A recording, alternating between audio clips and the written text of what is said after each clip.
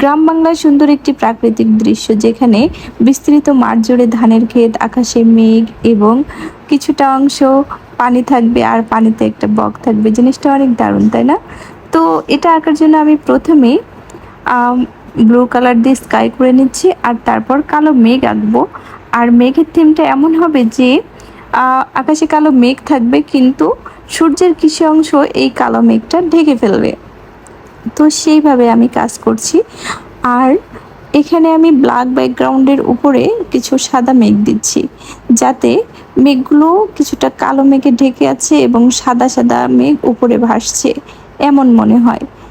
তো একইভাবে আমি অনেকগুলো মেঘের লেয়ার অ্যাড করছি। মেঘের যতগুলো লেয়ার অ্যাড করা যায় ততই কিন্তু মেঘটা বেশি সুন্দর দেখায়। আর মেঘ আঁকতে অবশ্যই আরও একটা জিনিস করতে হয়, সেটা হচ্ছে মেঘের ছায়া। আর এখানে আমি মেঘের ছায়া বেশি একটা আঁকিনি, কারণ আমি ব্ল্যাক ব্যাকগ্রাউন্ডের উপরে করেছি।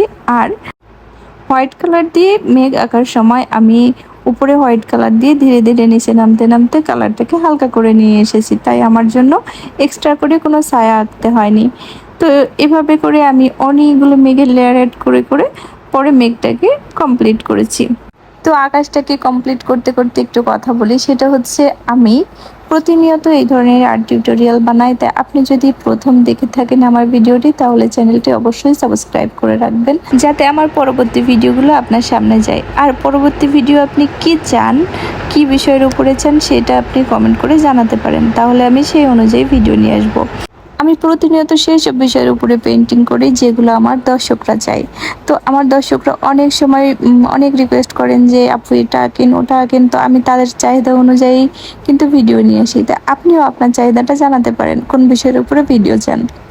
তো যাই হোক, একের পর এক আমি কিন্তু আমার ধানের ক্ষেতটাও আঁকিয়ে ফেলেছি, দেখতে পাচ্ছেন। তো ধানের ক্ষেতটা আঁকার জন্য আমি সবুজেরই কয়েকটি শেড একের পর এক অ্যাড করেছি, যাতে ধান ক্ষেতটা খুব সুন্দর এবং ন্যাচারাল লাগে। আচ্ছা, আপনারা কিন্তু ভিডিও দেখতে দেখতে ভুলেই যান যে আপনাদের একটা লাইক, কমেন্ট অথবা শেয়ার করা উচিত যদি আপনি ভিডিওটি কন্টিনিউ করে থাকেন। তাই ভিডিওটিতে এখনো লাইক দিয়ে না থাকলে একটা লাইক দিয়ে দেবেন এবং একটা কমেন্ট করে যাবেন। এভাবে ধীরে ধীরে আমি ধানের ক্ষেতটা কমপ্লিট করছি এবং এরপরে আমি আঁকবো পানি। আর পানির মাঝে কিন্তু সূর্যের একটা রিফ্লেকশন থাকে। আর এখন যেটা আঁকছি সেটা হচ্ছে পানিতে সূর্যের রিফ্লেকশন এবং পানির সাইড দিয়ে যে ধান গাছ আছে এই ধান গাছের একটা ছায়া। আর যে কোনো কিছু পানির সাইডে হোক, উপরে হোক, তার একটা রিফ্লেকশন কিন্তু পানিতে পড়ে। সেটা আকাশের হোক কিংবা গাছের ছায়া, কিংবা পাশে যে গাছগুলো আছে, কিংবা পানির উপরে কোনো গাছ থাকলে, কোনো কিছু থাকলে সেটার ছায়া কিন্তু পুরোপুরি পানিতে পড়বে। তো এই ছায়াগুলো আঁকার জন্য এখন আমি মেঘ আঁকছি, যেটা মেঘের ছায়াটা পড়েছে এবং সূর্যের ছায়া। এখানে পানিতে মেঘ আঁকতে আমার কিছুটা সমস্যাও হচ্ছিল, কারণ মেঘটা উপরে কেমন আছে আর নিচে কেমন আছে এই জিনিসটা আমার কাছে অ্যাডজাস্ট করতে খুব কষ্ট হচ্ছিল। তো যাই হোক, পরে আমি এই জিনিসটাকে আবার রিপেয়ার করে সুন্দরভাবে কমপ্লিট করেছি। আর উপরে উপরে আমি ব্লু কালার দিয়ে একটু পানির ফোয়ারা দিচ্ছি। আর এখন যেটা আঁকছি সেটা হচ্ছে বক। আর এই বকটা আঁকতে আমি প্রথমে ত্রিভুজ আকৃতি করেছি, আর এর ছায়াও কিন্তু পানিতে পড়বে, কিন্তু আমার যেহেতু এখানে জায়গা কম তাই পানিতে পুরো ছায়াটা পড়েনি। আর যাই হোক, এখানে পানিতে এক পা আছে বকের, আর এক পা কিন্তু উপরে তুলেছে যাতে অন্য পাটা সামনে দিতে পারে এমনভাবে। এভাবে করে আমি বকটা এঁকেছি। তারপর পানিতে ওর ছায়াটা যে পড়ছে সেটা বোঝাতে আমি আরও একটি ছবি ওর নিচের দিক দিয়ে আঁকছি। এরপর পানিতে যে ওর ছায়া পড়ছে সেটা বোঝাতে পানিটা যে ওর নিচে আছে এমন বোঝাতে ওর উপরে আমি নীল কালার দিয়ে একটু করে শূন্য শূন্য ঘুল্লি ঘুল্লি করে দিয়ে দিব আর কি। তো এভাবে করে আমি একের পর এক প্রত্যেকটি সিনারি শেষ করেছি।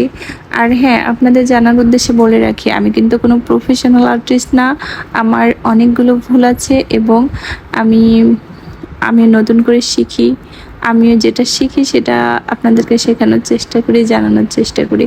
এটা অনেকের কাছে খুবই নর্মাল মনে হবে বা খুবই সামান্য মনে হবে, তো আমার কিছু করার নেই, কারণ আমি যেটা পারি, যেটা আমার ভালো লাগে, সেই ভালো লাগার জায়গা থেকেই আমি করছি।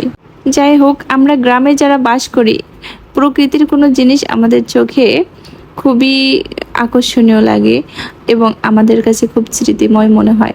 আর আমরা যারা আরও বাইরে থাকি, গ্রামে থাকতাম ছোটবেলায়, এমন যারা আছি তাদের কাছে বিষয়টা আরও বেশি গভীর। তো কথা বলতে বলতে আমাদের বকের কাজটাও শেষ হয়ে গেল এবং বক এক পা তুলেছে আর অন্য পা ফেলার জন্য সামনে আগিয়েছে, এমন বুঝিয়েছি কিন্তু আমি এই ছবিতে। আর এবার কিন্তু আমি আমার ধানের ক্ষেতগুলোকে আরেকটু হাইলাইট করছি আর একের পর এক লাইট কালার দিয়ে হাইলাইট করছি। তো এভাবে করে আমার ধানের ক্ষেতগুলো শেষ করে আর এর মাধ্যমেই আমার সিনারিগুলো কিন্তু আমি কমপ্লিট করেছি। আপনি যদি চ্যানেলটি এখনো সাবস্ক্রাইব করে না থাকেন তাহলে প্লিজ সাবস্ক্রাইব করে রাখবেন। আর এই দৃশ্যটি আপনার কাছে কেমন লেগেছে তা জানতে কিন্তু একদমই ভুলবেন না।